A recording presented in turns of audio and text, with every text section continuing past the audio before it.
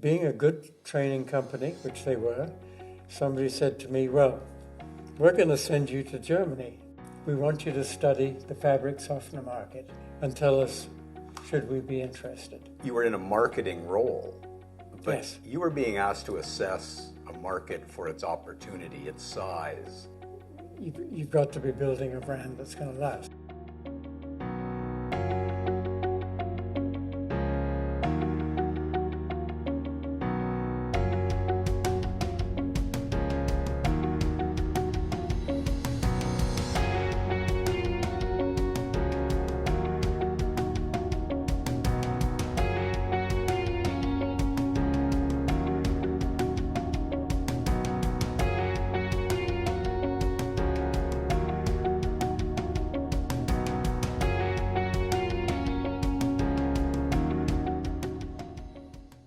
The first one I want to talk about is creating value.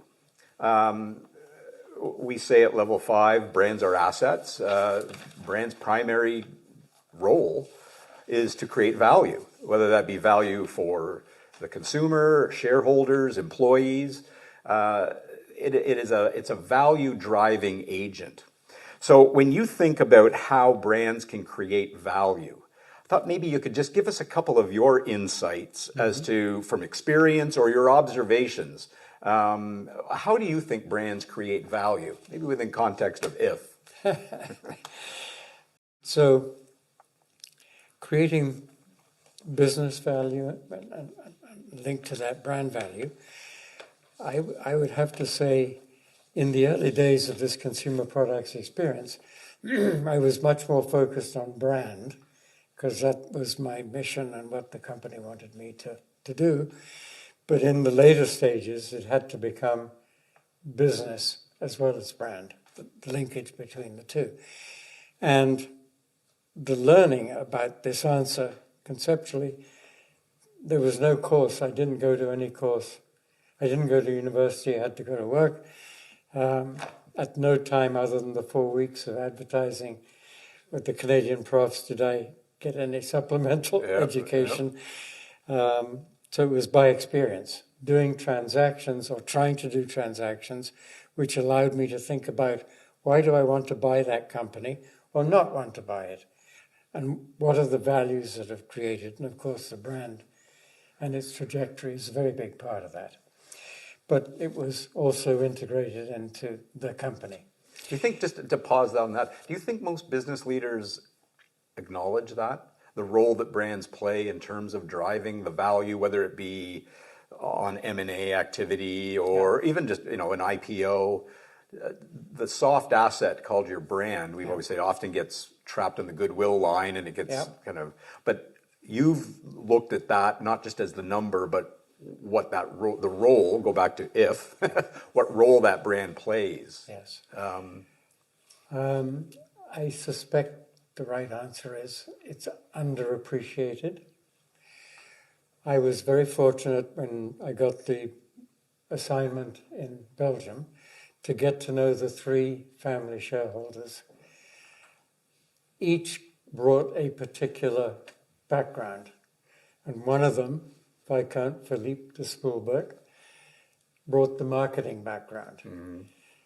One was the transactional acquisition and knowledge of the people inside the business background, and one was accounting.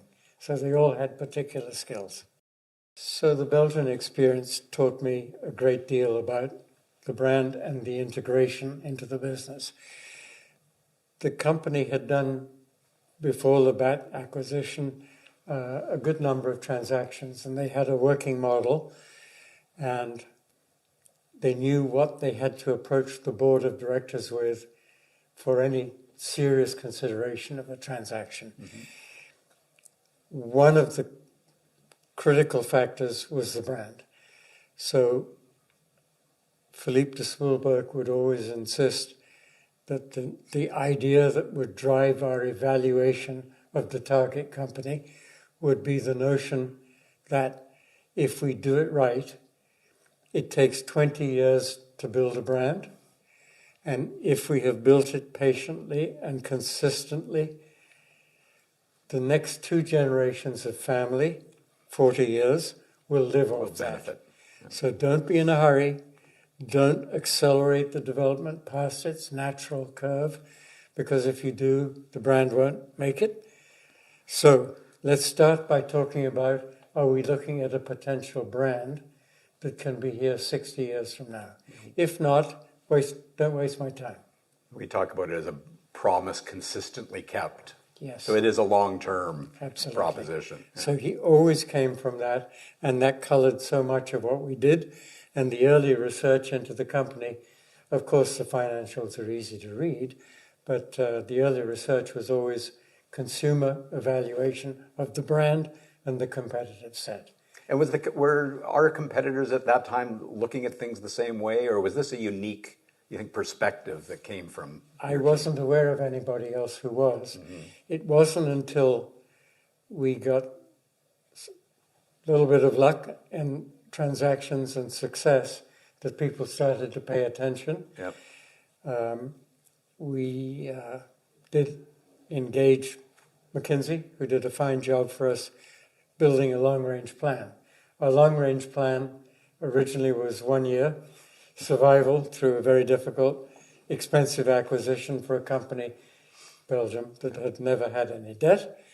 Success was rewarded with a little breathing space to build a long-range plan, and the plan we sold to this private family business of 500 years old was to be number one in the world. Shocking thought. An inspiring vision, though.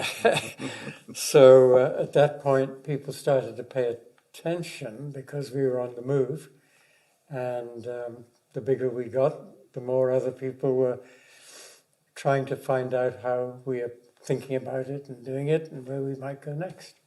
And do you think that formula, looking at the consistent delivery of value through the brands, not a launch, mm-hmm.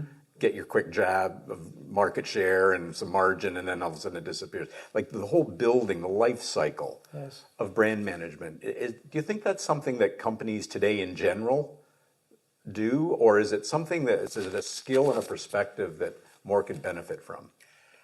I think it's like politics, it's a bit of a teeter-totter. Mm-hmm. And over time, it tends to go to one side of the ledger and then gradually shift back because that's not optimal for today's world. And then it overdoes it yeah. and comes back. So I would say in the time of Interbrew and Labatt, Interbrew was very much influenced by Philippe de Spoelberch. Labatt was naturally inclined to that by its heritage and background. Mm-hmm. So it was a happy marriage. Having done 33 acquisitions, there was a new phase that was needed, which is consolidation of costs. And the partners from Brazil were very, very, very talented at that. Did that very well. I would say they weren't so experienced and skilled at brand building, and so the teeter-totter went too far to the left. Mm-hmm. And although I've been retired for a while, I would think it's somewhere in the middle. It's evened out. Probably needs to shift a little bit back towards brand building.